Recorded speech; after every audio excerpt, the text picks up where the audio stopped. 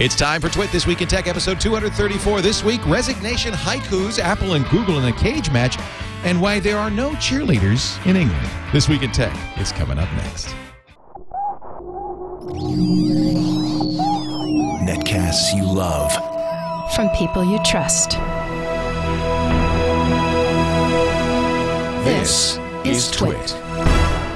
Audio bandwidth for This Week in Tech is provided by AOL Music and Spinner.com, where you can get free MP3s, exclusive interviews, and more. Video bandwidth for TWiT is provided by CacheFly at CacheFly.com.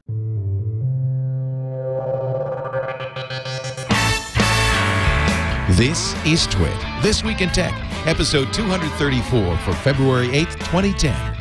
We are all Care Bears now. This Week in Tech is brought to you by the new Carbonite Pro. It's simple, secure, and affordable online backup for your small business. For a free trial and to learn more, visit carbonitepro.com. And by Squarespace.com, the fast and easy way to publish a high-quality website or blog. For a free trial and 10% off your new account, go to squarespace.com/twit. And by GoToMeeting. Business travel can kill your company's profits, so do more, save more, and travel less with GoToMeeting. For your free 30-day trial, visit gotomeeting.com/twit.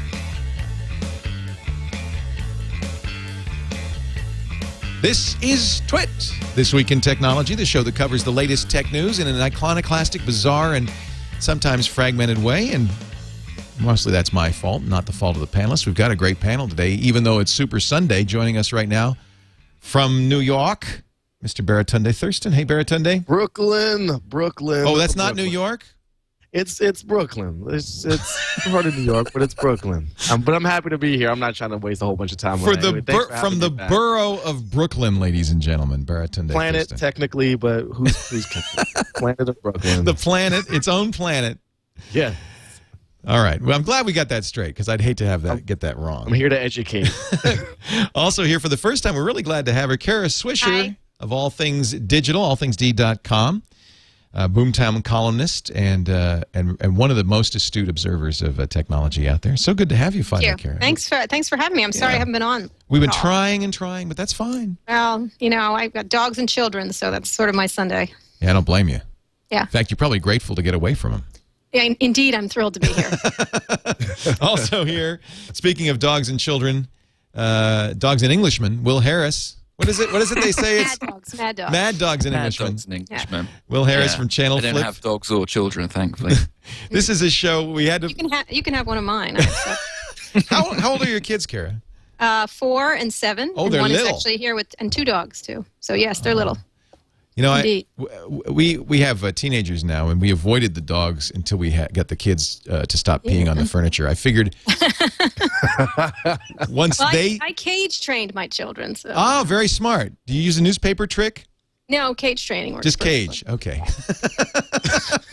The cop is going to show up at your home. Shaking his head. In about 5 minutes. So this, if they were that good, that would be nice. This panel is unique because we had to find a panel that cared not a whit about there's some big game going on, I don't know, in New Orleans. And it's in New Orleans, right? No, it's in Miami. It's with New Orleans. No idea. Yeah. We have no idea. It's the Baltimore Colts. No, wait a minute. The Indianapolis. Oh, yeah. People are going such a geek, Leo. That's awesome. People are going crazy right now. Baltimore Rabbits. Yeah. Versus it's Johnny Unitas and his Baltimore Colts against the New Orleans Saints. Who dat?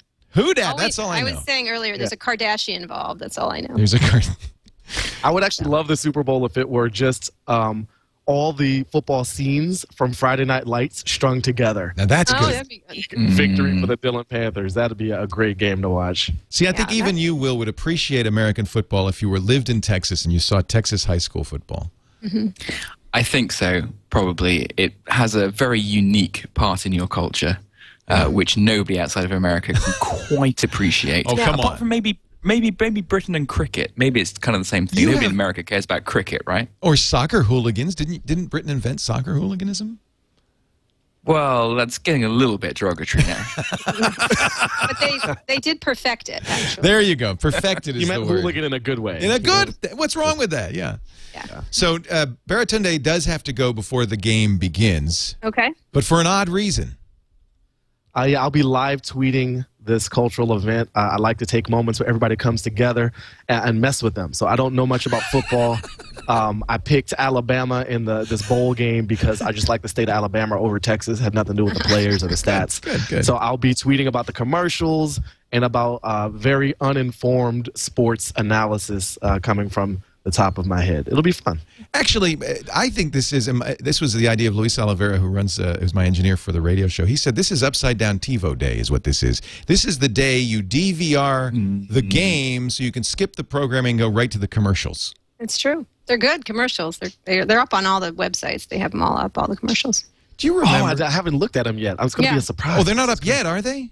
They should. Some of them are. I think they're previewing some of them on Yahoo. Yahoo usually has the best collection of them, typically, but they're all over the place. So Yahoo does it, YouTube does it, Hulu does it. I know. Yeah, they all do it. Yeah. It's funny. Don't you remember way back when that? In fact, this was well before YouTube. There was a site, and I can't remember the name of the site that just was ads. Yeah, I know exactly what you're talking about. Ad Critic. Ad Critic. Thank you. It's been driving me crazy all day. And then this is the funniest thing. This is what really dates it. The advertisers said you have to pull the ads down. Yes. You. What are you doing? We don't want people to see the ads. Those are our ads. I think they were mocking. No, I think they were mocking them though. More than anything. They allowed. Originally, Ad Critic was for agencies and and artistic directors to say what's wrong with this ad or so forth. But most of the time I went there, I just wanted to watch the ad. I wasn't reading the critique. Right. And how crazy is that for Budweiser to say, well, whatever you do, we have the copyright to the Bud ad. You may not air it in an unapproved forum. Accidentally buy some Budweiser as a result. That would be an accident. You say it sounds crazy, Leo, but how many times do we see the exact same thing, or at least a very similar thing these days? Something that's designed to be out there and enjoyed by everybody, where someone pulls it down and says, "Oh, you're not enjoying it in the exact way that I kind of meant you to enjoy it, so just ditch it." Hulu, NBC and Fox said. I mean, but the reason I bring it up is because it just shows you that these. What is now, in 10 years, in hindsight, 10 years later, obviously foolish, persists. Well, they put them back. I think they want to they sometimes release them when they want to. And, like the Susan Boyle stuff was interesting. It kept coming down and being pulled off and coming down. I don't think they have a lot of control over it, but they're certainly trying to control it. Yeah. And, when they want to. Like the Conan stuff has been interesting. There's all this debate over whether they own whether they can put up these Conan things that were sort of insulting to NBC or not. Is there a fair use argument that it's somehow editorial? No, probably not. I mean, just tiny clips of it. People are putting up the whole 4 or 5 minute thing. So no, not 4 or 5 minutes. Probably one line would be all right, but not 4 or 5 minutes. That's kind of crossing the line. And yet, I mean, let's face it. Saturday Night Live was dying on the vine until people started putting up. Right, clips of it. Yeah. Clips of it on YouTube. And, of course, immediately NBC says, oh, you can't do that. But it's good for them. Well, some of it is. I mean, I think all the media companies are probably going to try to pull back fair use now. It's debate going on between News Corp, which owns our site, actually. I don't agree with them on this. I think they're going to try to fight and restrict fair use even more in their fight with all the websites and everyone. Murdoch wants to put what's a paywall. They want to do, that's fine. He can do whatever he wants and that, but to restrict fair use, that means going to Washington and paying for lobbyists. And Google will have their own group of lobbyists doing the same thing.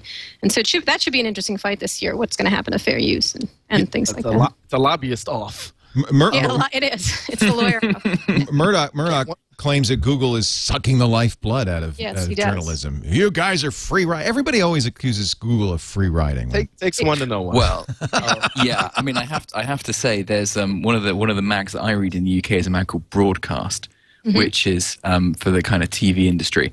If you go to Broadcast, any of the top stories, it's behind a paywall, which is it's like a few hundred £100 a year, I think. If you go to Google and you type the headline of the story that you want, you can just read it all on Google. Yeah, I mean, it'll be interesting. This year is going to be the big year of content, sort of the idea of how much content is worth and what they can keep back and what's available and how that impacts them. I think there'll be more and more paywalls. They're going to try it, and then we'll see what happens. Does the iPad change any of this? I think so. Well, for me, yeah, I think kind of the sad thing, possibly, or, at least the kind of insufferable thing, was that all these old media companies that have had their head in the sand have been going, oh, the web is killing our business and we've got to find a way to make people pay for everything. And that actually, if all this kind of stuff about digital subscriptions and the Kindle and the iPad kind of takes effect, that actually they'll have just ridden out 10 years of pain to get to a point where they're just selling the same thing, which is 50p for a newspaper every day, except it's on your iPad rather than on paper. But that's how slightly insufferable if they've actually been right the past decade. That's how these companies want it, because that's been their business model from time immemorial, right? Absolutely. Well, no, of course they'd like the internet to go away. I think that's really the first choice. Okay. They do. I remember the first decline, I think it's in the 2000 when they had the .com bomb. They all were like, oh, thank goodness, Kara, it's over. I was like, get ready, my friends. I mean, it was really, that was this sort of attitude, like, phew, we missed that one. It was close. Yeah, that was close. And I was like, get ready to really die now. But I think they would like it to go different, but they like to have some modicum of control over it, and they're not used to that in the way they've set up their businesses. And so what'll be interesting to see is what happens when with this iPad. I think Steve Jobs, who has sort of an enemy of the music industry in a lot of ways because of the pricing fights he's had with them, is now the savior of the print industry or the book industry or whatever, because, Macmillan is, pointing to the iPad for fighting Amazon and the $99.99 book price. So it's interesting. I mean, unfortunately for the media industry, none of these people are their friends. I mean, they either Amazon or iPad or Apple, because they're going to control these distribution devices. But they do prefer the agency model that Apple uses, where they set the price, Apple takes 30% of whatever that price is, to Amazon's model, which basically says Amazon sets the price, tells you how much you're going to get, and take it or leave it. Well, we call it for now. I mean, what if everyone's using an iPad? What could they do then? I mean, that's the thing, is they're just trading one potential problem for another. I mean, because if they look at what happened in the music industry has been fighting Apple to raise from 99 cents to $1.29. Now, they eventually did it,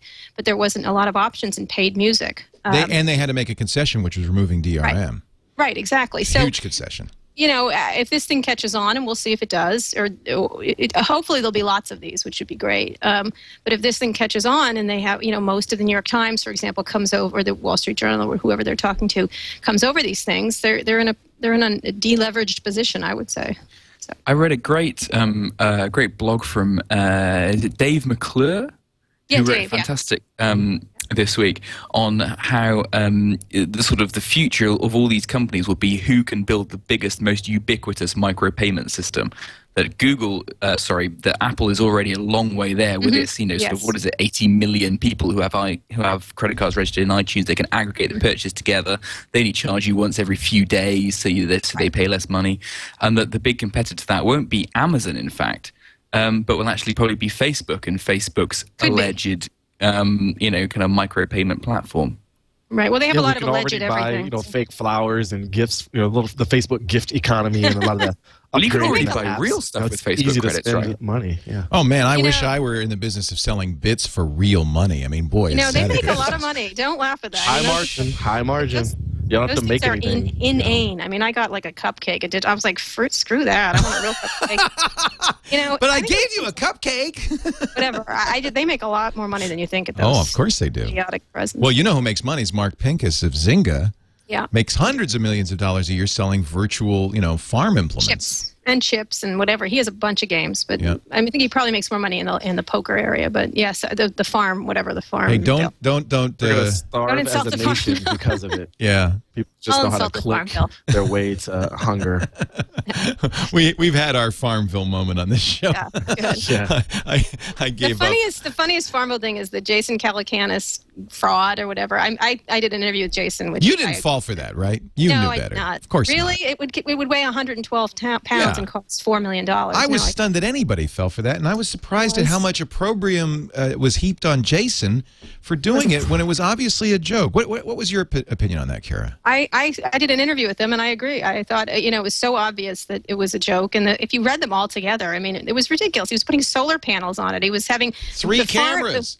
And the farm animals, you could throw them from iPad to iPad. Now that's a feature I want, though. I know, but really, take my cow. You know what I mean? Yeah. It's crazy. Plus, it was Jason. Please, let's start with it was Jason. And yet CNN and others ran it as if it were. Yes, the Wall Street Journal did too. Did the Journal?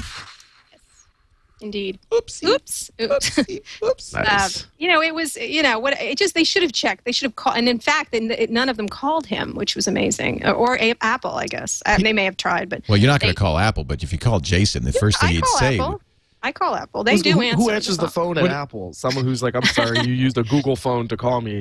We can't talk to you. Like that company's. You may not say the A word, or the G word, or the M word when you're speaking. You can't even use the letter G in combination with the letter O if you're doing any business with Apple. I do want to talk about this because there is a shooting war that has just erupted between Apple, Google, Adobe. Another one.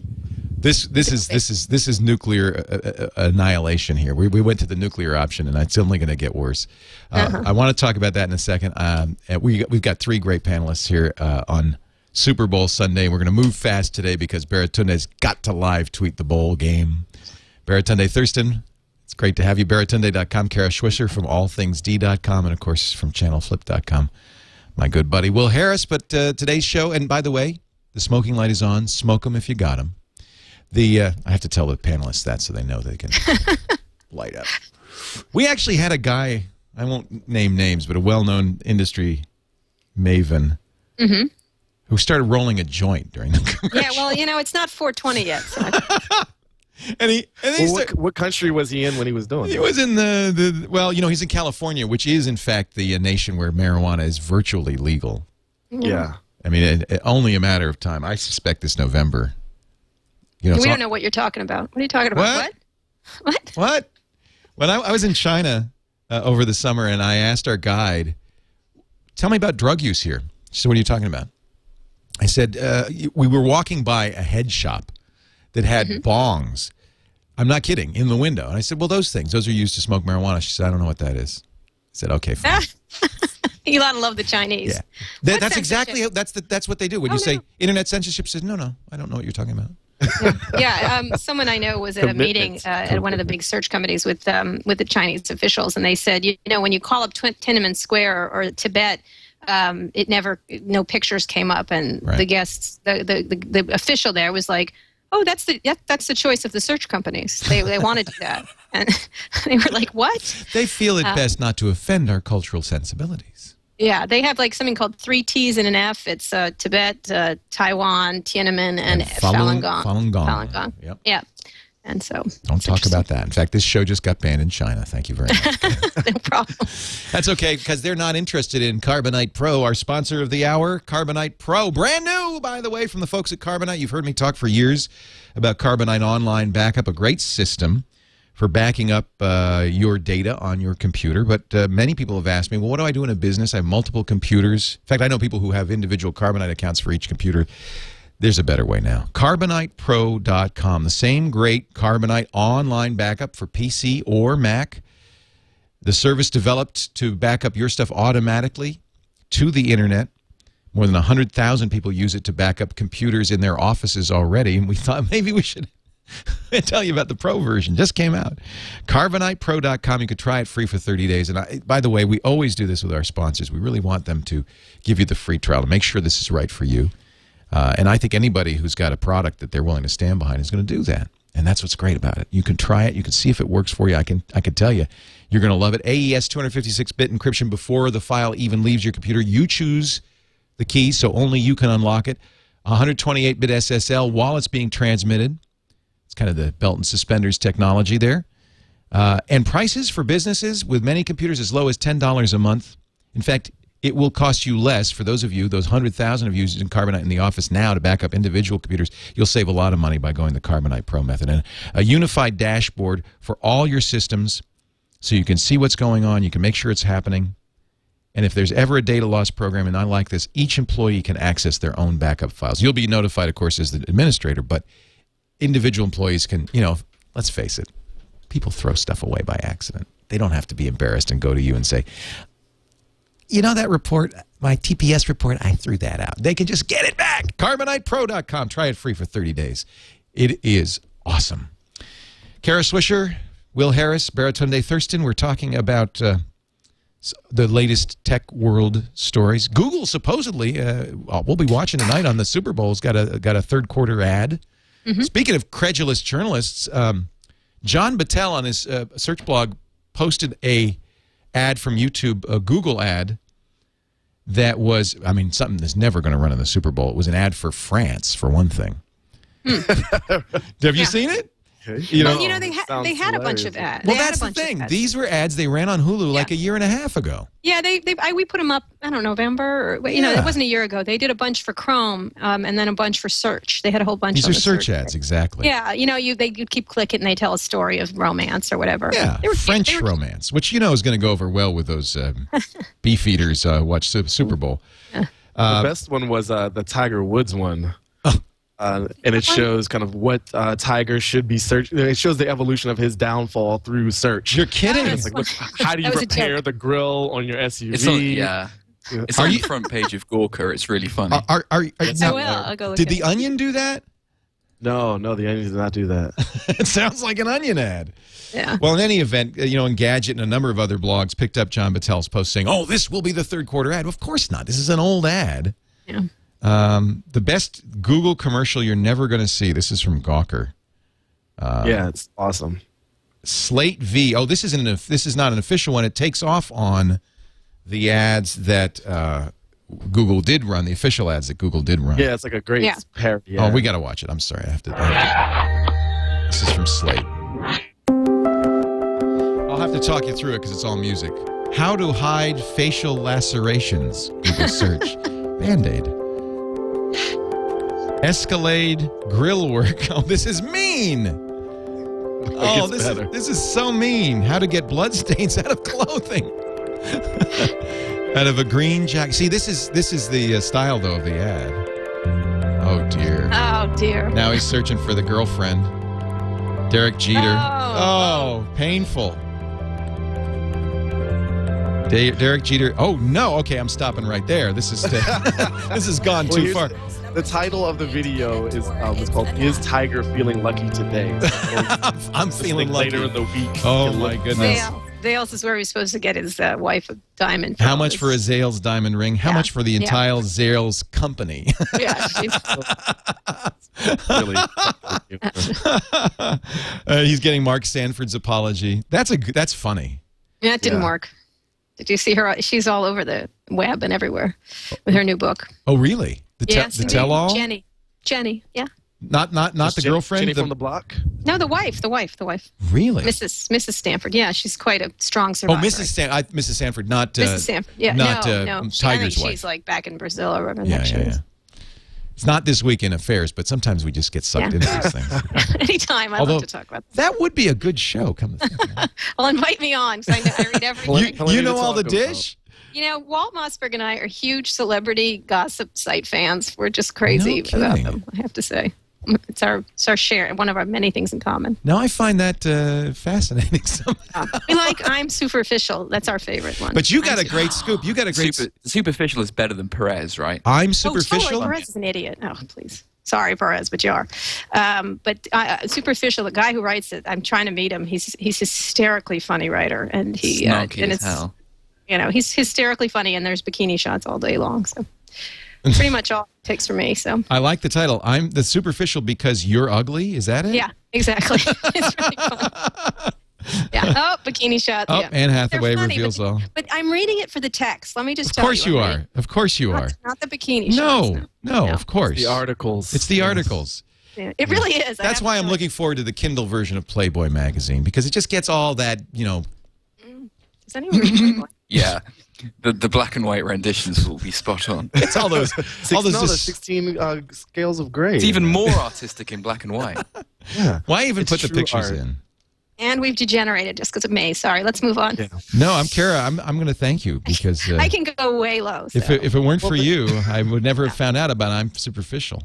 Yeah. Here's a segue from Playboy on Kindle back to Apple and Google's fight over this application store approval. So for those who don't know, there's a guy who has, I don't remember the name of his game. It's an SAT. It's an SAT flashcard. Genius. Yeah, it's a flashcard program. Yeah. Help you prepare for studies. And it did really well in an Android developer challenge. So he wanted to list that in the meta information about the app as far as, some marketing to say, hey, it did really well over here. So you should trust this app more than apps that didn't do really well over there. May I do a dramatic reading? Please, Apple kindly responded as follows. I'd like to do a dramatic reading of the Apple response. During our review of your application, we found that your application contains inappropriate or irrelevant program information in the application description and/or release notes section. While we hasten to say your application has not been... Actually, I'm not reading it right. It should be more like... Well, because you're reading like Masterpiece Theater. While we would like to say that your application has not been rejected, That's better. it would be appropriate to remove the words finalist in Google's Android Developers Challenge from the application description. Please log into iTunes Connect to make appropriate changes to avoid an interruption in the availability of your game. That is like heavy-handed to be interrupted. Yeah. We would hate for that. So first of all, screw you, Apple, very loudly and with a hashtag. Yeah. Second of all, this capricious, like inconsistent process. It's so opaque. It doesn't scale, and ultimately it hurts the world of ideas and it hurts innovation because your block is down to subjective things about fonts and specific words. They've blocked applications for an ugly icon. Because the icon was ugly. That's normal for Apple. I'm sorry. I mean, he's obsessed with fonts and look. I mean, unfortunately, it is his world, and you just live in it. Come on. Now, I have to say, you may not like it, but that's the way it is. Well, this one is not, because this one is clearly a response to Google, which responded to Apple. So I think this started 2 days after the iPad announcement, when Steve Jobs held an all-hands meeting and said, Google's slogan, "We're not evil," is bull. Mm-hmm. I mean, you can't get, this is aggressive. He also said, by the way, Adobe's lazy and stupid. This means war. It's a declaration of war. So what does Google do? Google immediately, they were holding off on multi-touch in the Nexus 1, pushes out an update within days to the Nexus 1 that puts multi-touch back into it, saying, okay, you know, we were going to be nice. We weren't going to challenge your patent. Go ahead, Apple, sue me. So I think that this Apple Android thing is completely a response back. We're in a shooting war, don't you think? I think, go ahead. You go ahead. So it's fun to watch, and I think what's interesting is, Jonathan Zittrain wrote this great book, The Future of the Internet and How to Stop It, where he talked about the risk of tethered devices and even marketplaces that are tied to single companies that can influence the types of ideas and applications we have access to. It's a great read. I don't get any percentage for saying that. It's just a good, thoughtful book. I think what's interesting here is Apple has such control. They've been super successful. They're really pretty, and we talked about this before. Oppression is often beautiful and very aesthetically pleasing, but it is a mild form of injustice and oppression. And what I'm hoping is more competition from Google is better for us, right? It's going to force Apple to do more. But even this whole concept of a gated community of apps that requires ultimately a person to sit behind a desk like an old school operator with cables to connect point A to point B is foolish. It's 2010. We're in the 21st century, for goodness sake. There are billions of web pages and billions of apps to follow, and that just it's not going to fly. So what it's forcing developers to do is to think about, do I want to enter a business with such a high level of unpredictability where I have to create a whole app before I find out that they're going to say no? And it's pushing them to look at other alternatives. So, well, that might be wishful thinking. I don't know if they are. But I'll give you an example. The Google Voice app is a mild example of this because there is no Apple version because Apple said no. Right. But so they just made a web app for it. Google and did. The web app, Google, and the web app is super functional. You don't need to go through an app store. You just point your browser, and you use this crazy thing called the internet, which was designed to deliver, goods and services and interactions. It was a workaround. It was a workaround to what Apple's doing. I mean, on one side, you could say, well, they do have the most successful smartphone device around, and it's been years before anyone's really competed with it. And even still, as nice as the new Google phone is, it's still not quite a competitor yet to the iPhone yet. That doesn't mean it's not going to be. It's only sold 80,000, but I have to say, as far as I'm concerned, it's better than that. It's what I use now. Well, everyone has a different opinion. I'm just saying it's not a killer. It's not an iPhone killer is what people were looking to have happen. Nothing is an iPhone killer. And it's still, it's been years now where people haven't competed with this phone yet. And they should, and they certainly should. But I think the issue is, will Apple get into the same situation where it was in with the Microsoft, with Microsoft years ago, where Apple will be more of the precious precious smaller one versus the big, wide, mass market Microsoft within the computing space. The same thing happened before. They did a lot of gating. They did a lot of, we're only developing on our thing. You can't have more than this kind of computer. We're designing everything from soup to nuts. And the question is, will that matter, or will they respond and maybe avoid that to have it the second time, because you got this massive lead right now. They've struck this really good evil genius balance between open and closed, much more open than they were in the past, but closed enough to still play the a-hole card and invite "screw you Apple" hashtags to fly, which they are on Twitter. Well, so everybody you know tweets what? On some levels. On some levels, this guy doesn't care. I mean, he's creating what he wants to create. And so, they're massively profitable now and doing very well with a lot of their stuff. So, and their stock, of course, which can go up and down, of course.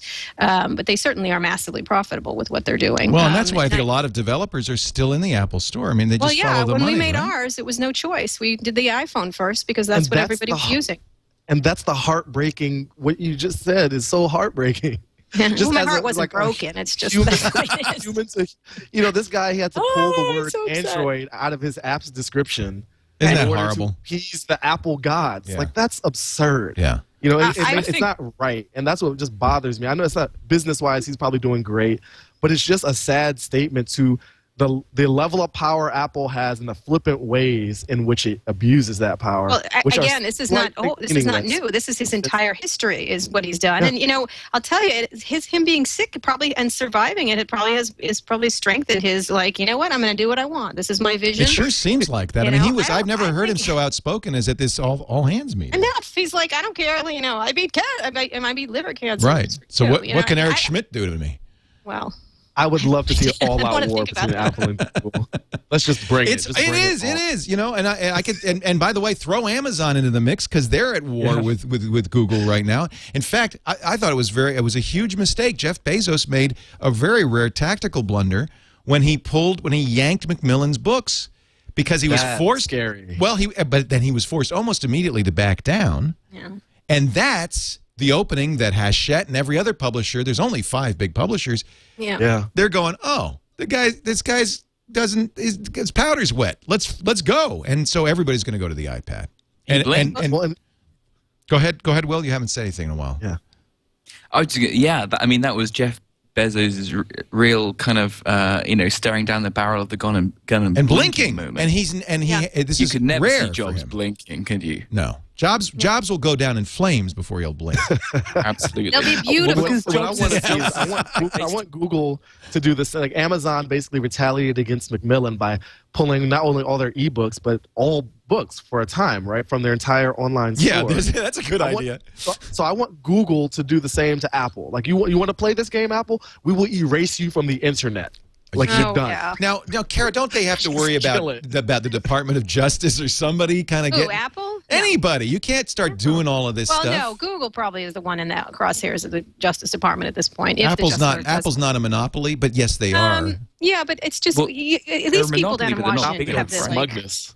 Have the backbone of of Jello, so they're gonna do what the case they're gonna win, and that's gonna be a tougher case than the Google case, and the Google case eventually is something they're considering. Various things is gonna be tough too, so they're gonna have to pick the one they're gonna not look like idiots. The good thing, at least from the point of view of users, is there is a clearer and clearer choice between open and proprietary. Although there is certainly some proprietary stuff in Android, and Google has not always been pure goodness. Yeah, I'm not sure it's always that clear cut. I mean, although we do think of Google as being, sort of very open, I think they're less open and more looking to scale efficiently.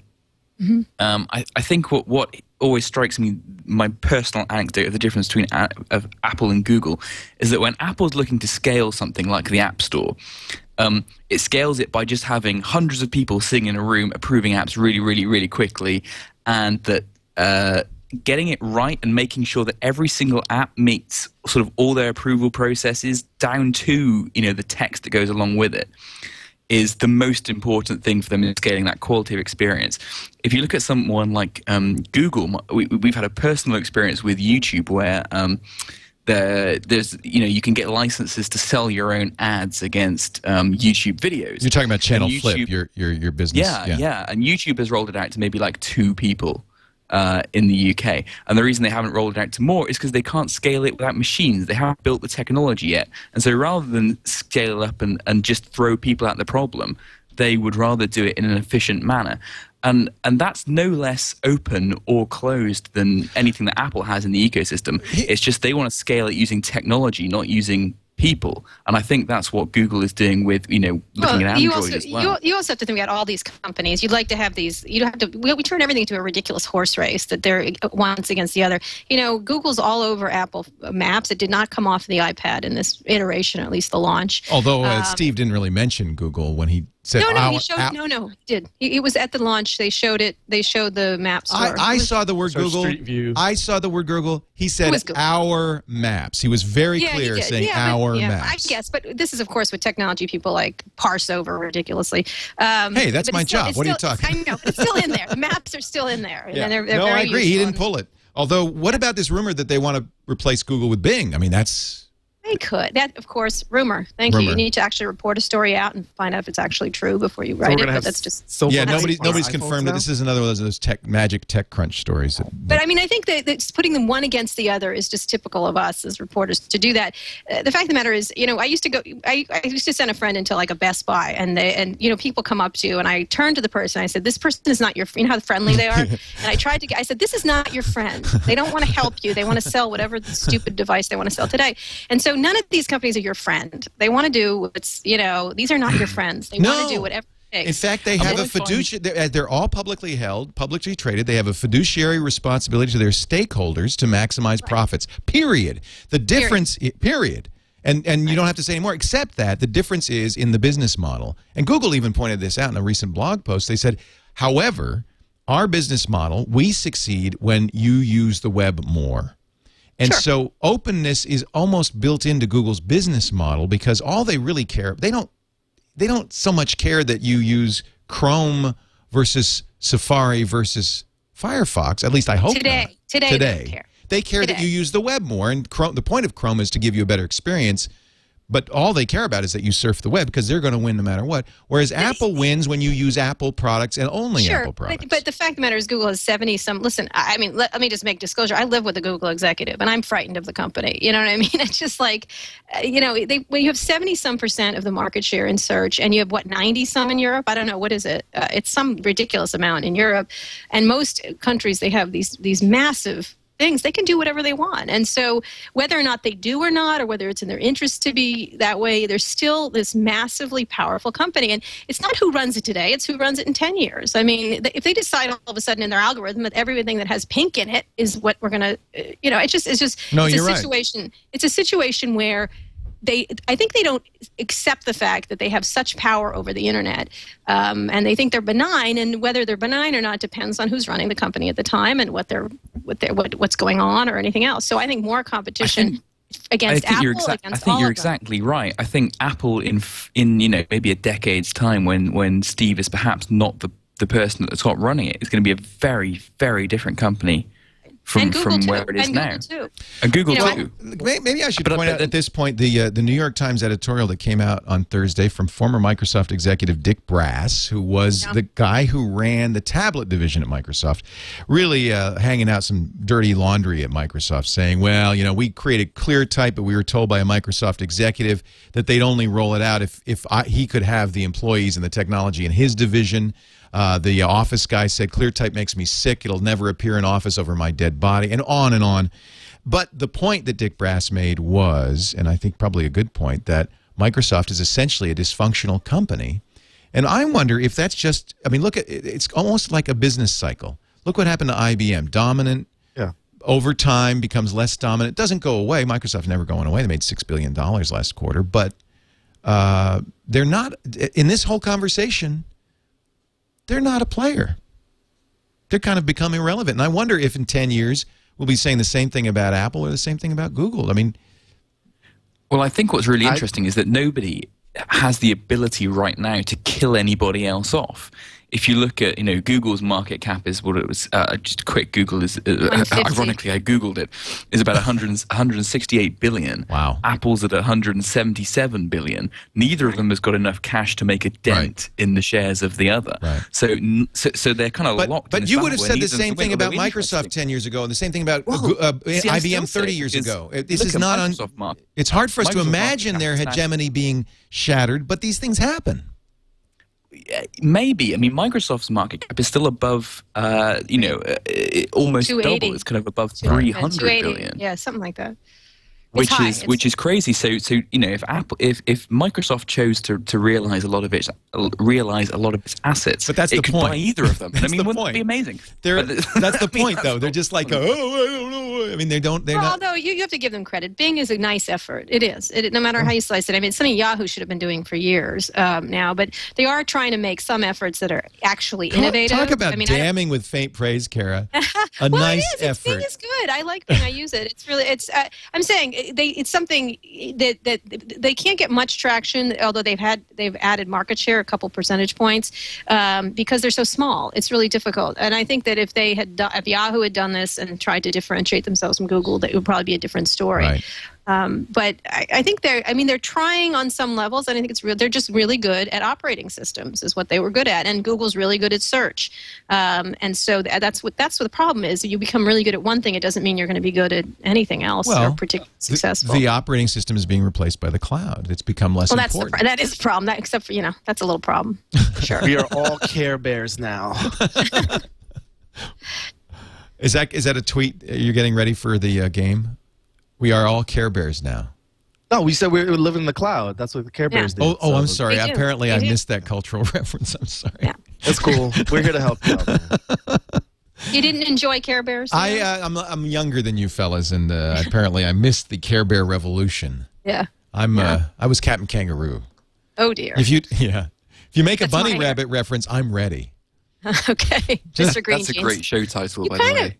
You could be Mr. Green Jeans if you took off the glasses and wore some jeans and stuff. I just need big pockets. Great. Thank you, Kara. Well. No problem. On that note, let me take a break. We're going to come back in just a second. A great panel. Kara Swisher, Baratunde, Thurston, and, of course, Will Harris talking about the latest in tech news. We're going to talk about the Facebook redesign that's upsetting people so much. Every pixel counts when you're a big-time website, apparently. Speaking of websites, I want to mention our friends at Squarespace.com. What a great New York-based company. Young guys who, in college, said there's got to be a better way to do a website. And Anthony and Dane and the gang said, we can do better, and they started writing some really amazing software. And now they've become more than just a content management system. They're a web hosting company that just does a fantastic job. We've moved our TWiT blog over to Squarespace.com. I know many people, many of my friends have also gone to Squarespace for several reasons. I use it. You use it, Baratunde? Yeah, I love it. Tell me why. Well, it allowed me to focus on just creating instead of worrying about coding. Yeah. And even I was on WordPress before, and I still have a lot of love for WordPress, so this is actually no slight against them. But I wanted my blog to change from 700 pixels wide to 900 pixels wide. And I just slid it. And isn't that beautiful?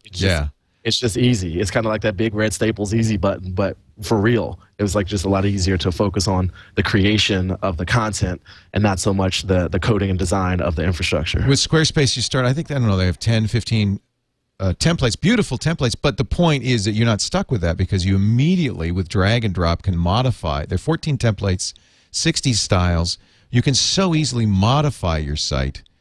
And if you're a CSS whiz or a JavaScript whiz, there's no limit to what you can do. You're never boxed in with Squarespace.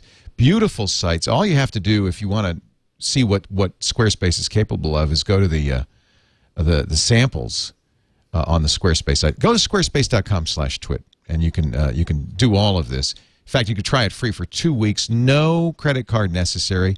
It has import tools for Blogger, WordPress, TypePad, and export. I love this. You're never locked in. You can move around. Some of the most amazing sites are done on Squarespace because it's quick, it's easy, it's beautiful. You focus on the content, and because Squarespace uses a very sophisticated server technology, you never ever get slash dotted or dug out of existence. It's very powerful. Look how good this looks. Squarespace.com/twit. You can try it yourself for free for 2 weeks, and if you use the TWiT coupon code, you get 10% off. Starts at $8 a month. It's a great deal for hosting and the most powerful CMS system out there. Squarespace.com/twit. We love them, and I think you're gonna want to give them a try. They have a pretty good iPhone app as well. Oh, well, okay, just between us, that's the one that Apple blocked because they didn't like an icon. Are you kidding me? You say just between us? Just between like me, you, and the internet? Is that what you just just between us kids. It's a beautiful app. They had to change one icon like 3 pixels, and then Apple said, "Oh yeah, now it's perfect." That's awesome. What? Our future is going to be determined by people who get upset about the pixel size of an icon. But ridiculous. Steve has an incredible design sense, and you cannot. Yeah. I mean, Kara, I know you held that. I think it's great. I think if he wants to do that, it's just don't use it. I don't know what else to say. Like he does. This is what matters. You have a choice. I mean, when we were at the demo room at the iPod launch, he was. I got some of it on video. I know you flipped it, which is so cool. I got there's a whole 2 minutes of him talking about naming the iPod that I totally iPad. Oh, excuse me. That was talking about the naming of it, which I of course pushed the wrong button and it didn't record. He was talking about fonts. He said why. So I think Katie Barrett asked him why he wanted iPad. He goes, well, the fonts look great. iPad, iPod, iPhone, they look terrific together. And that was one of his things that of the many things he mentioned. It was right in there. So it matters to him. He was a design. He was a font. He did that in college, right? Something like that. He studied font design. That, and he worked in an apple orchard. That's the only thing I know about him. And he was barefoot much of the time. That's never going away. I got to tell you, no matter what. I don't care how. It's never going to be ugly.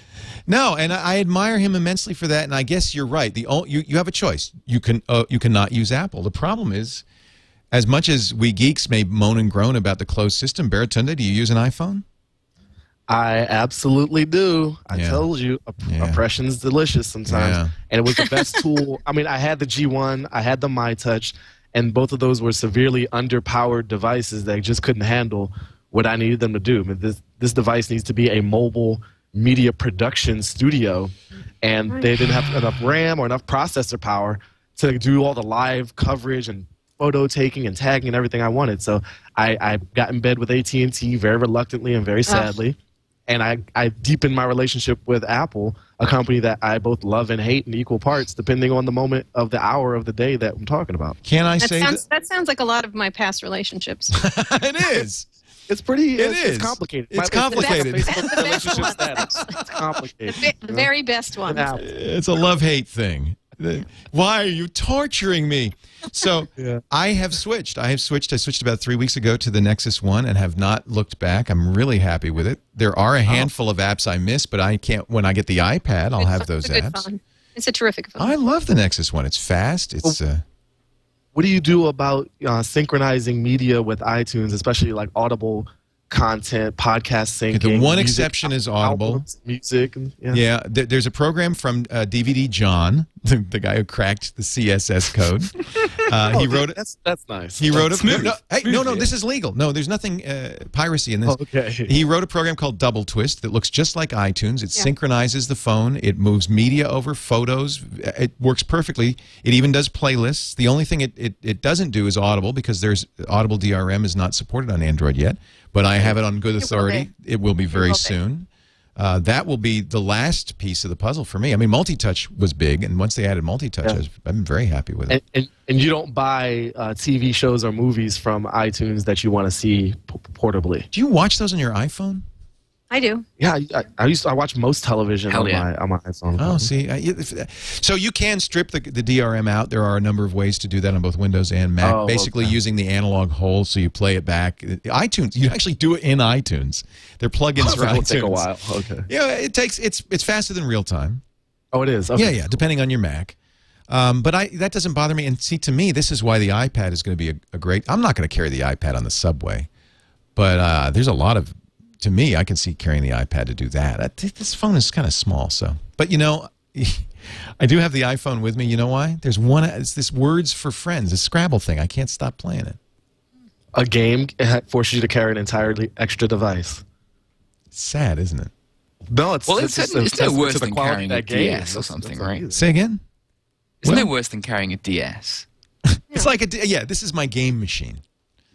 I think the iPad will be a very good solution for that. Yeah, The iPad is the ultimate commuter machine. As someone who commutes 4 hours a day, it's going to revolutionize my life, I think. It's a lot, I'm fascinated to watch a lot of the, I was talking to a teenager the other day, an actual teenager, about the iPad, and he was like, it sucks. And I said, really? Have you touched it? No, but it sucks. And it was really interesting. I was like, actually, I spent many hours with it. It doesn't suck. But they were convinced that it does because of the flash issues and things like that around it. But I think people will be pleasantly surprised when they use it, because it's, someone else told me, well, it's just like the iPhone or the iPod, and I'm like, what's wrong with that? My mother can now pick it up and use it. That's exactly what I want. It's not a negative. By the way, he's right about a computer device. The iPod and the iPhone were both reviled by many. They were. Absolutely. And I kind of think, Kara, because I was in the petting zoo and held it, and had a different experience as most of us who did hold it did from those who didn't. And when you look, and I realized that when I looked at the Apple site, it's kind of like the Fat Nano. It looks like there's something wrong with it. It looks, when up close, it's funny that people, the thing is, everyone expected to be some magic device. It was right. going to, there were no unicorn tears. Better than Viagra. Right. Better than, all No, of a nothing's sudden, better than Viagra. I'm sorry. Well, I wouldn't know. But that expectation was fed by Apple using the word magical like 50 times in the presentation. It didn't come out of nowhere. No, in fact, I think in some ways you could say that Steve made a few strategical errors in the speech. He shouldn't have brought up netbooks at all, because this is not a netbook. If you want flash and you want a Louis camera, saying hello. That's Louis. Hey, Louis. Oh, is he cute? Oh my! He is a cutie. Stop being so cute! Get out of here. Here's a dog. Hello. All right, and move along from children and dogs. For those of you listening at home, we've just seen a small child who is very cute with a missing front tooth, and a dog of undeterminate breed. Yeah, it's a terrier. Terrier. I have a Papillon. He loves the iPhone. He can't wait. He's saving up for it. It's so easy. A terrier can use it. Exactly. It's the iPaw. The iPaw. That's a good name. A whole new category of pet appliances. I think a lot of correct me if I'm wrong, and I'm not the only person who's said this, but I think some of the negative response to the iPad is from people who don't like the idea of an appliance computer. And that's why I think it was a mistake to raise the netbook, because you can still buy a netbook. Buy a netbook if you want multitasking, flash, camera. Buy a netbook. It's $250. It's not a computer. But this is not a computer. It's not a computer, and a lot of people are annoyed that it's not a computer. It's, as you say, it's an appliance. It's a device. Yeah. It's not a real computer, and some people will want a real computer and be disappointed. Some people will not care and will be very happy. I think a lot of people, and I think, by the way, contrary to past experience, the $499 price point is the one that's going to sell the most. I think part of what's happened too is Apple has yet to fill a hole that people want, which is, the MacBook Air, for all its beauty, is still a somewhat impractical sized small notebook for true portability, because it's so broad and wide. The depth is really thin, but that's about it. And we've got a touchscreen device already, so it's like, oh, this is just a big iPod Touch. So there's something missing from the Apple lineup in a lot of people's eyes. They don't have a super light notebook. Plus, it's just easy to mock things that you haven't touched or used, and people want to pile on. How much work do you do on the iPad? How much? I'm just curious of your work. On the iPhone? Yeah, what do you on the iPhone? Excuse me, on the iPhone. What do you guys do? I tweet. I everything. Everything. I use mostly, especially a lot of live events. I go to a lot of events and I try to cover them in semi-journalistic ways and sometimes comedic ways. Photo posting, use the Facebook app on a regular basis, Tweety on a regular basis. So you're going to like this. Email. Yeah.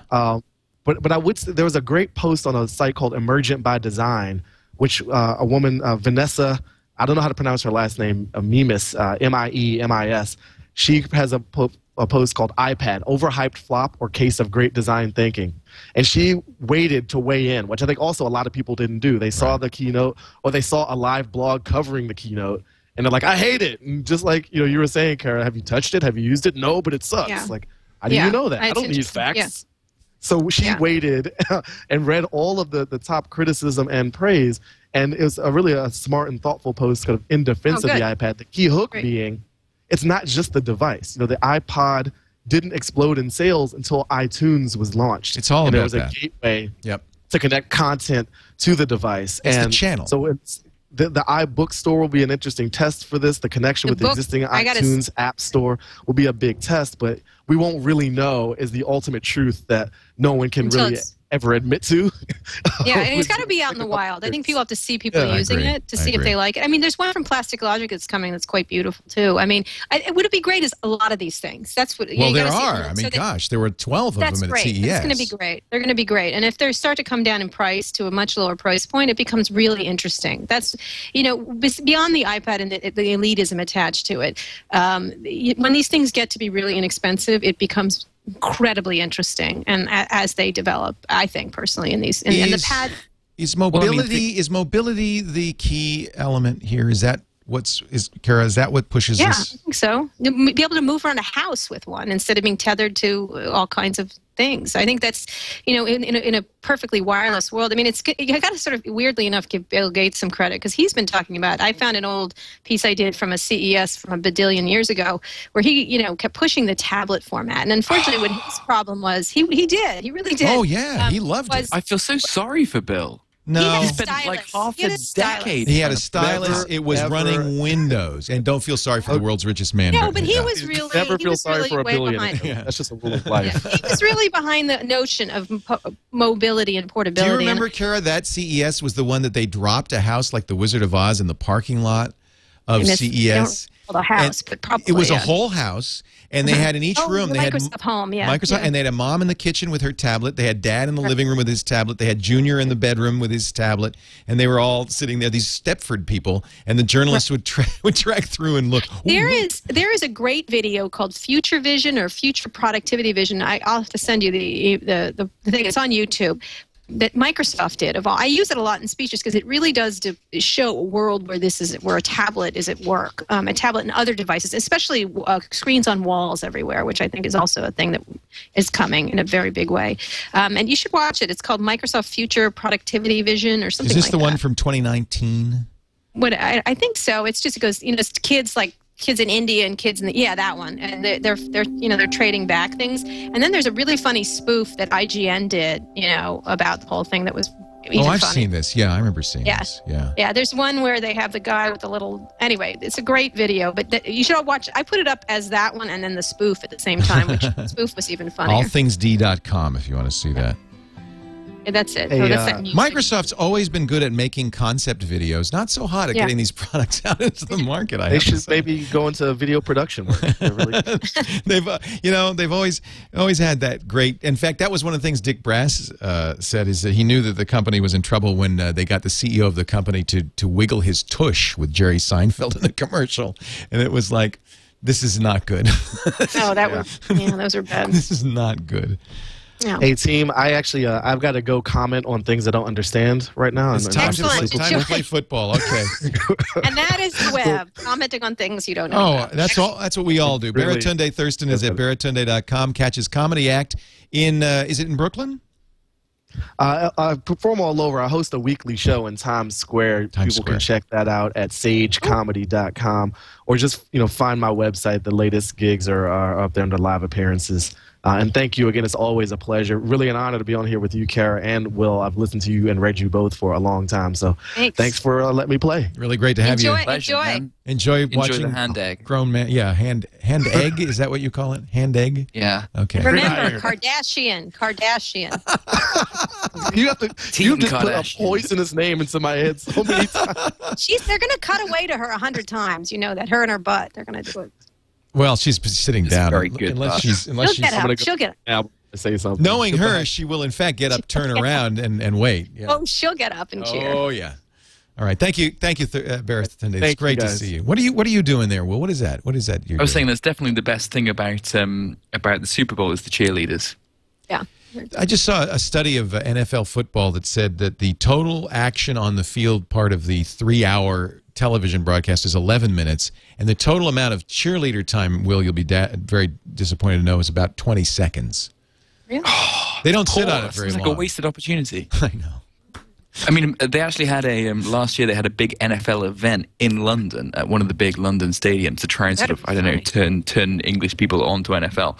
And one of the big selling points was the cheerleaders, and every one of my friends that I know went to go and see this sort of thing of American cheerleading. Which you don't have cheerleading in Britain? Not really. I guess maybe it's sort of considered a bit gauche or something. Not at all. I can't imagine. Also, maybe. No, I'd love to see British cheerleaders. Like 2, 4, 6. It'd be so funny. How exciting! It would be all men. Actually, it would be all men. Oh, of course. I guess the British equivalent are kind of, sort of polo girls. What? Who sort of turn, if you have sort of so you're polo saying, matches, there are always, legions of slony ponies watching polo. Sloane Rangers. So you're saying that in a whatever passes as the equivalent of high school in Great Britain, the team is playing on the field. There's no accompanying. No cheerleaders don't exist. They don't exist. And having played in quite a lot of high school sports teams, I was very disappointed to find no cheerleaders. I'm kind of, and so I wonder if this is only in America. I know Canada must have cheerleaders because they're just. There's actually a British cheerleading association. I have to tell you. Look at Kara's the reporter. She immediately Googled Britain and cheerleaders. Look at that. Look at them. Oh, look at them. It's cheerleading.org.uk. Yes, indeed. Dedicated to it. Well, now that we've lost all our viewers, those who went to the Super Bowl and those who went to the cheerleading site. I am on it. As a crack reporter, I am on this story. You are so good. I was impressed that you whipped out your flip phone when Walt is talking to Steve. Are you kidding? What are you kidding? No, I was like, that's Katie great. Cotton tried to give me an elbow, but I managed to. Well, that's what I was wondering because Steve. First of all, Steve doesn't normally talk to people. He tries not to talk to people on the record. Yeah. And especially he's got a known antipathy to journalists. But then, did he not notice that you had probably he didn't even notice. There was a crowd around him, and everybody was taking pictures, and I think he was trying to ignore it. And probably if he hip checked Walt's partner, would be a problem. Yeah, I don't know. They like Walt. There was a lot of people behind him. Yeah, Apple likes Walt. They don't want to mess with him. Right, but I don't think he noticed. I actually tell you, I don't think he noticed. He noticed me. I was. I am small. I am small and tricky. I am not small, and I was in the keynote holding up a laptop. Oh, really? and I think he did notice me because he gave me the stink eye a couple of times. Right. He may have given. I don't care. I won't be going back. I'm sure they won't invite me back. So, who has seen the Facebook redesign? Because maybe I've seen it and I just don't know. I have. What does it look like? What is new? I don't notice, honestly. The stories about Facebook's redesign. I mean, I know it matters a great deal, but it's just, they had every time they redesign, everybody hates it and then gets used to it, sort of kind of thing. And it's just it's not that big a deal. I don't think it is. Yeah, I would say, why does it matter a great deal? Why even say that? I mean, it matters, I guess, to people who use Facebook constantly and they can't find a button. Yeah. So this is my Facebook. Is this the new design? I can't. It looks the same as the old one. And they made some tweaks in a variety of areas. I think what's more interesting is the stories about them doing email, which they should have been doing a long time ago, and that's important because their email is just the most atrocious product on the planet. So they're going to have. Is it going to be like Yahoo or Gmail, where they have a Facebook mail? I don't know. I mean, it would be nice to be able to forward their mail. I keep saying, it's 2010. You might want to have forwarded mail, but so I don't know. We'll see. We have the crappy Facebook inbox is how they do it right now. Yeah. I don't use it at all for mail, ever. No, because stuff disappears and there's no way to manage it. It goes missing. Right. So I guess if they had like real email, but it doesn't make any sense if it's. I guess you could beef up the inbox, or you could have. Or you could have email come into it. I guess they could, like regular email works. I suppose. I mean, that would be an improvement. Is Facebook as dominant as they were? I mean, last year it looked like it was a Facebook world. Yeah. Well, 400 million. I don't know. What's it like? 400 million. 400 million users. It seems like everybody uses Facebook. I mean, there was a ridiculous statistic that was it last year? Sort of a third of all page views were generated on Facebook, like on the internet. Wow. And for a lot of people, I mean, it used to be that sort of Google was the internet. It was where you started for everything, and now it kind of seems like increasingly Facebook is the internet. Yeah, which is I think they're terrible, but kind of true. When I talk, I would say probably 90% of my friends use the internet 90% of the time for Facebook. So there's a guy named Larry, I don't know, is it Ponymon? You have the Ponymon Institute. Pokemon? It sounds like that, but it's not. He's actually quite serious. And he did a study of what he calls the privacy-centric population. About 8% of the population don't sign up for supermarket loyalty cards. You know, stay away from all that stuff. He did a study of them. Most of these will still post pictures on Facebook, will tell stories on Facebook. They do not go to their privacy settings. They don't spend more time than others tweaking their privacy settings. There's an interesting article on MSNBC's Red Tape Chronicles about this. Bob Sullivan's talking about the fact that Facebook seems to encourage people who are normally private people to go public.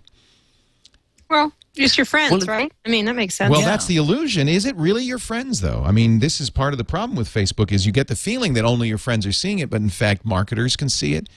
Quizzes can see it. Your stuff is really wide open to everybody except people. But that is part of it, right? I mean, part of the original appeal of Facebook was that you could share all of this stuff and you were only sharing it with your friends. And so it wasn't like sharing it with the internet. It's like, you know, it's the same as having a mobile phone text conversation or something.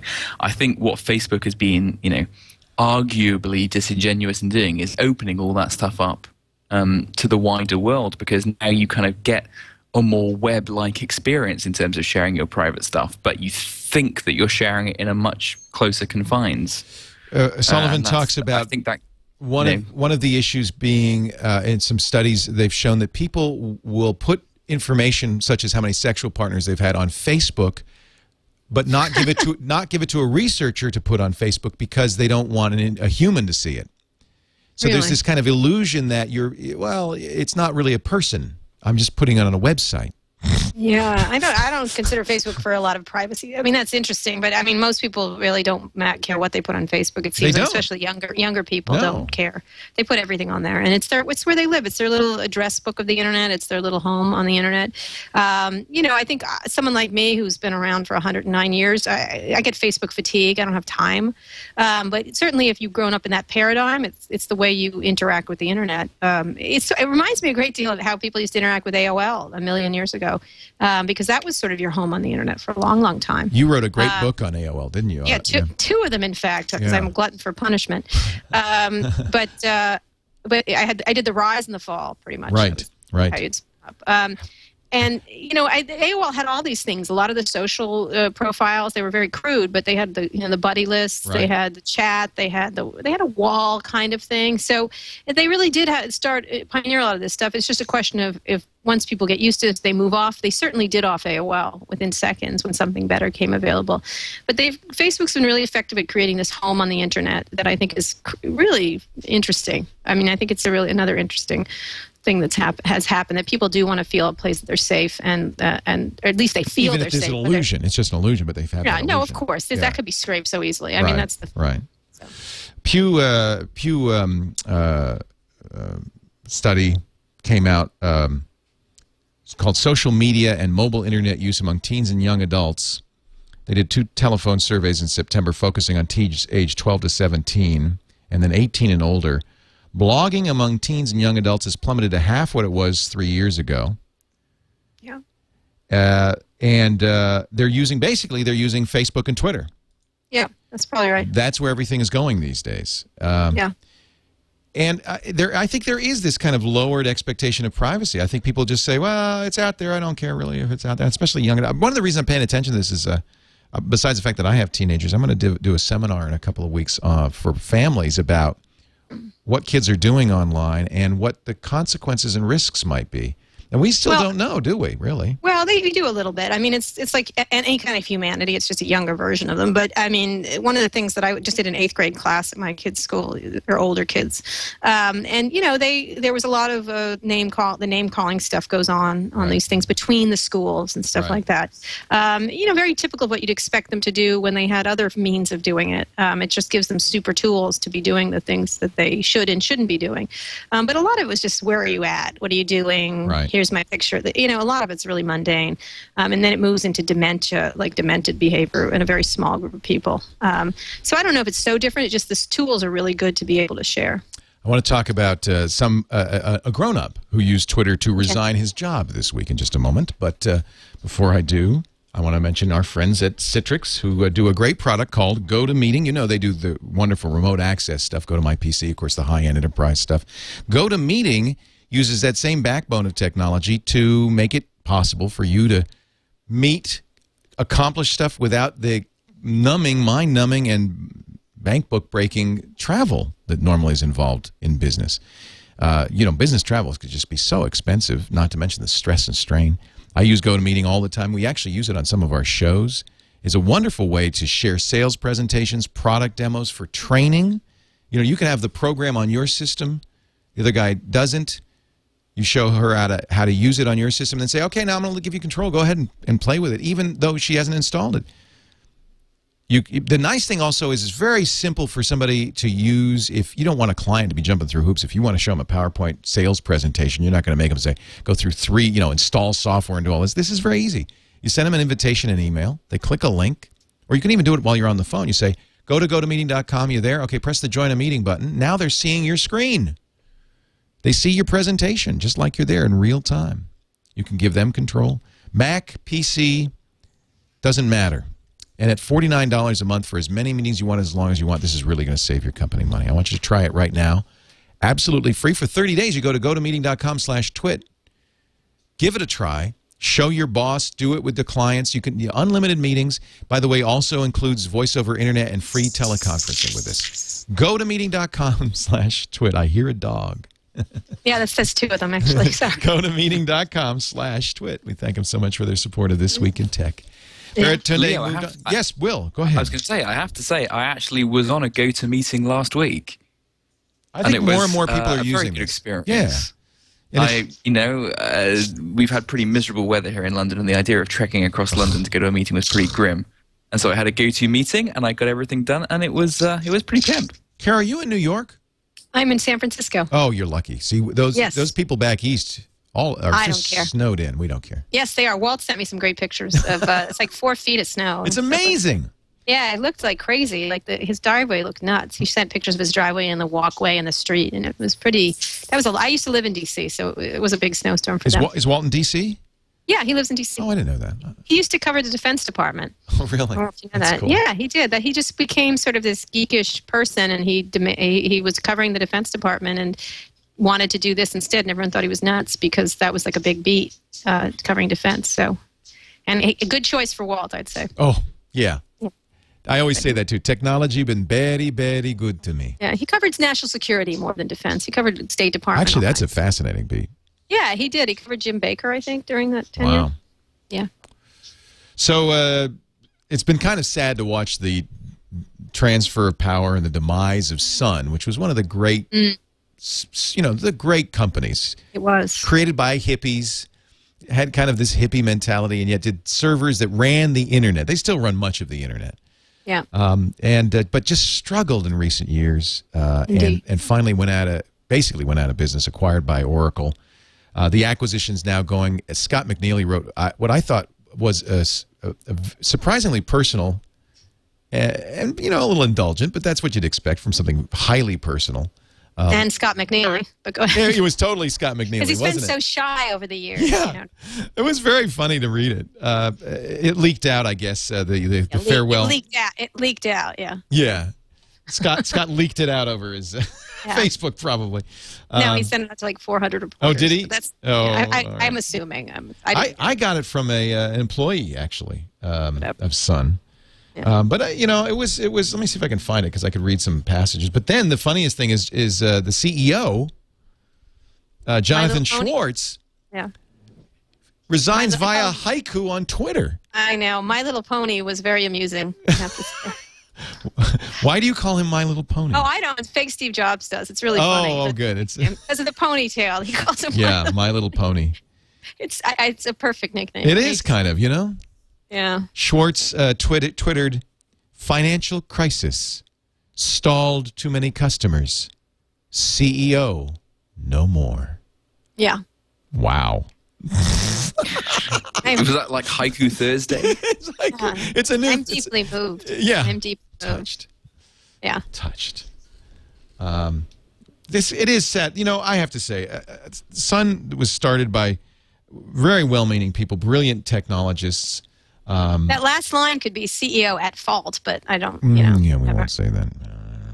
Good, Just good saying, point. it works the same. Well, that was interesting because Scott McNeely really threw himself on the sword a little bit more than Jonathan did. Yeah, well, Let me see he if I shouldn't have.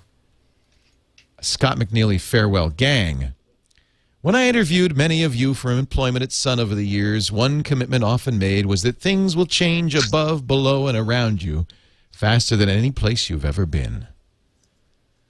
While it was never our primary vision to be acquired by Oracle, it's kind of an understatement, it was always an interesting option.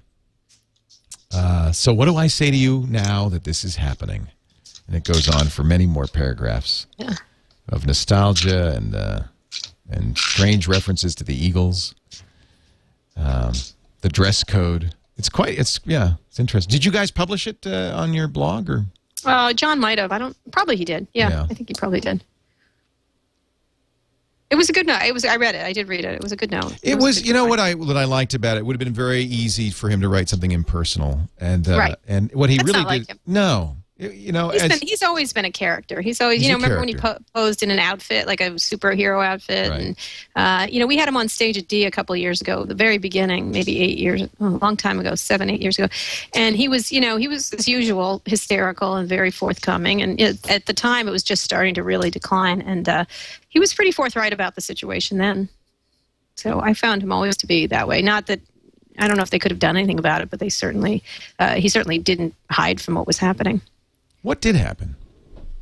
Well, I think they got jammed, really, pretty much from both sides. I mean, from all the different sides. And, Cheap PCs kind of moving Right. up in power Yeah. so that they could do what the servers Yeah. from Sun did. So, his was the network is the computer. That was his famous quote. And he had was two. right. I He had never two- got it until now. He was completely right. He had two famous quotes. The network is the computer, and there's no such thing as privacy. Get used to it. Something like that. I Yeah, think that was get over it, he said. in Get over it, yeah, Typical something Scott like that. McNeely fashion. And by the way, Yeah.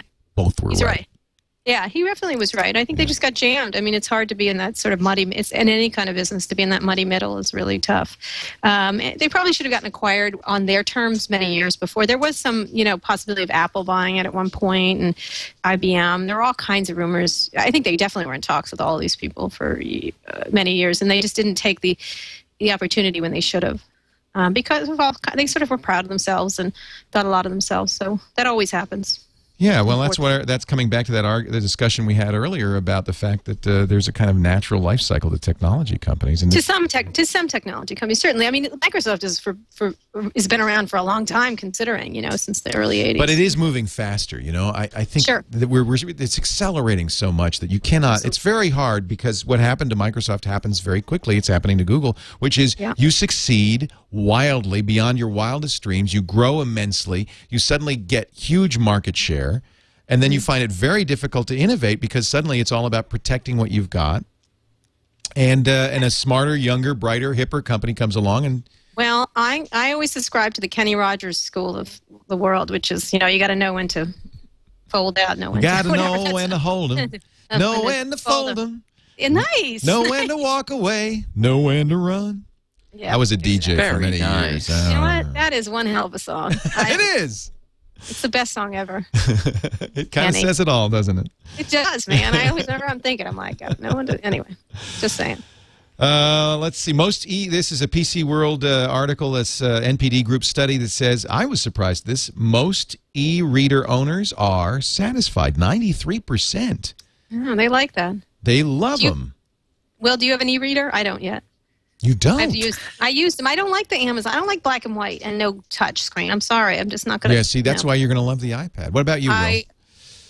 Yeah, no, I was tempted by a Kindle. You guys are but a in the bunch end, of Luddites. I held I've used out for it. an I iPad. tried it. I read every But I'm night on my gutted Kindle. because I the, love my Kindle, but I apparently the iPad, the iBook store is not going to launch in the UK alongside the iPad. Oh, that's too bad. That's a nice. which is It's gonna beautifully suck. scrolling. It's elegant. Although I talked to Philip Ryu, who wrote the Classics app on the iPhone, which is exactly, by the way, what the iBook store book reader looks like. Oh, interesting. And he said, Yeah. no, nobody ever. He said, in fact, I looked when I saw the announcement.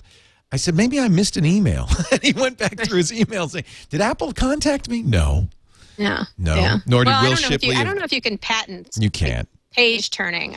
No, and not sure. a wooden bookshelf's a wooden bookshelf. Come on, Right, exactly. So. Apple knew that, but I think a little tip of the hat. Give them a few bucks because I mean it looks exact.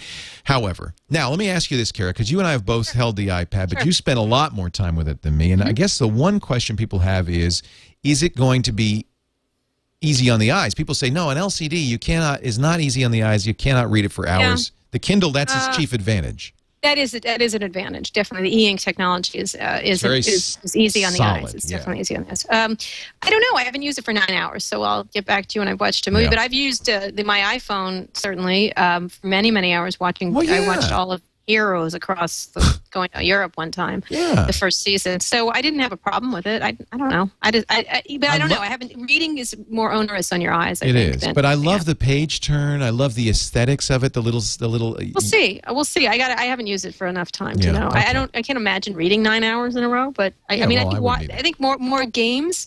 I think games will be interesting. But I think it's quite beautiful. The games are quite beautiful that I saw. We'll see. I don't know if anyone's going to use it for that long. I don't know. Well, you'll read for a little bit. Yeah, my suspicion is that it'll be easier on the eye for longer than I can sit still and read. Right, yeah. Well, as Steve Jobs very famously said, and I'm sure he now wishes he didn't. Anymore. Nobody reads anymore. Yeah, he does. He said a lot of things. He said he wasn't going to do a phone at our conference, and we pressed him. And he said, he didn't want to deal with cell phone companies. He said, I don't like going through orifices. Oh, jeez. What a great line. Oh, and also said nobody wants to watch video on a 2-inch screen. Yeah, he said a lot of released things. the iPod. You had, Kara, you had a great interview with Bill and Steve together. That was just wonderful. That was awesome. Yes, indeed. Yeah, we were lucky. Yeah, I mean that was a moment, and you handled it quite well. I mean, you really. Thank you. Yeah, that's a potential minefield. Well, we talked to them before because we wanted it to be bigger. We wanted them not to be. I mean, although a cat fight would have been very entertaining for people, and I think there's definitely tensions between them. But I think that we wanted them to be on a higher level. We thought it was important for historical purposes, and because they hadn't been together in almost any interviews ever, to really talk about the big ticket item. No, I loved it, and there was a great bit of nostalgia talking about. Yeah, it was very touching. I really enjoyed that. My favorite line was when I said, "Is there a secret that people don't know about the two of you?" And Steve Jobs said, "Well, Bill and I have been married for many years." And Bill Gates' face, he didn't know it was coming, turned But they both, you know what? Look, they're both smart guys. They're very successful. They have a good sense of humor sometimes, and not all the time. Not always. Once in a while. And, I think if you got them in a nice, relaxed state, which really worked. We tried before because Steve Jobs has had some somewhat negative things about. Someone asked why. I think Walt had an interview with him before our big interview, saying. Why do people use iTunes on Windows? Why is it the most popular app? And Steve Jobs couldn't resist himself, and he said, "Well, if you gave someone ice water in hell, they'd be happy too." And Bill Gates was sitting in the front row, and I was like, "Oh no!" Like all of us, the PR person for Apple, we're like, "Oh, that's the end of that. Our interview is going to be ugly." And definitely, Gates was not happy about that quote for sure. Oh, Steve said also. Yeah. Steve said the problem with Bill Gates, he has no taste. Right. Well, yeah. He said that's so. He does that all this. He likes to tweak. He's sort of like that kid in school that likes to tweak the other kids. But then Jobs isn't immune. You've only got to look back at something like the iPod Hi-Fi. Oh God! And Jobs saying, "I've replaced my entire Hi-Fi." I mean, that was such a crock, wasn't it? I know. I hope he didn't replace his Hi-Fi with that because. Yeah, it was a big tricky mistake. Dude. He's a very tricky dude, and good and bad. He's a brilliant marketer. He's a brilliant businessman. He has great taste. There's no doubt about it. One last story: the Olympics are coming up. The 2010 Olympics in Vancouver, the Winter Olympics, and a number of athletes have said, "I'm not going to be able to tweet." Because it's against the rules here. An article in Wired magazine says American skier Lindsey Vonn, one of the potential stars of the 2010 Winter Olympics, told her 35,000 Twitter followers she would not be tweeting. Oh. There is, in fact, no Olympic rule that sets up a blackout period. They are allowed to tweet. They're just not allowed to act as journalists, apparently. So they can't say, the results are in from the, hockey game and it was 3-2. Why? That's a good question. Antiquated. That's ridiculous. There should be tons of tweeting. I can't imagine why some wouldn't of those athletes. And let them tweet whatever, the not results. just tweeting, but putting stuff on Facebook. Posting. They're going to do pictures. There's going to be a ridiculous flood vomiting of information. Well, that's what one of the Olympic guys said. This is going to be the Twitter Olympics. But they did publish a 4-page document, the IOC blogging guidelines for persons at the 21st Olympic Winter Games, and it defines a blog, personal information, no sound or moving images of the game.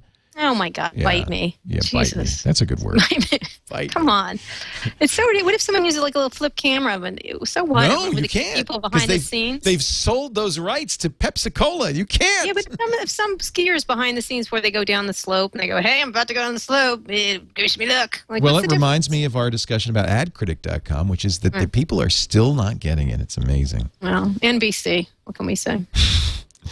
Kara, it's been so great. I hope you will come back. I hope we haven't. Anytime. Yeah. Anytime. Bring your dogs. Bring your kids. You're I will. always I'll have the welcome. dog. The dog is much more intelligent about technology. No, really Actually, no, fun. my kids are much more intelligent about technology than I am. Well, it's good to have kids because besides the fact that you can now go to Disney movies again, you do get to find out how. Thank you so much for that. How many times have you seen Up now? Oh, you know what? You know, I went to see the Nutcracker this year. That's fun. People, for the 109th time, and so this woman in front of me got up and said to the person sitting next to her, and said, "One more Nutcracker closer to death." We have a Nutcracker in San Francisco called the Hard Nut, and that's the one you should go see. Oh, I go to the gay one. Yeah, that's a good one too. Yeah, that's a lot more fun. It's still. Is that the Ballet Trocadero? Who does that one? Yes, exactly. I don't know. One of the groups. I can't remember. We went to that one. The drag one. The drag wasn't the drag one. You know, you can't go wrong with a guy in size 12 pumps. You know, they had it interestingly during my the iPad launch. That's where they had it, and I was like, "Oh, this is where I went to the drag Nutcracker recently." That's right. It was the Urban Buena Center for the Arts. That's right. Yeah. All Things D. Go to kara.allthingsd.com, and it's all aggregated there.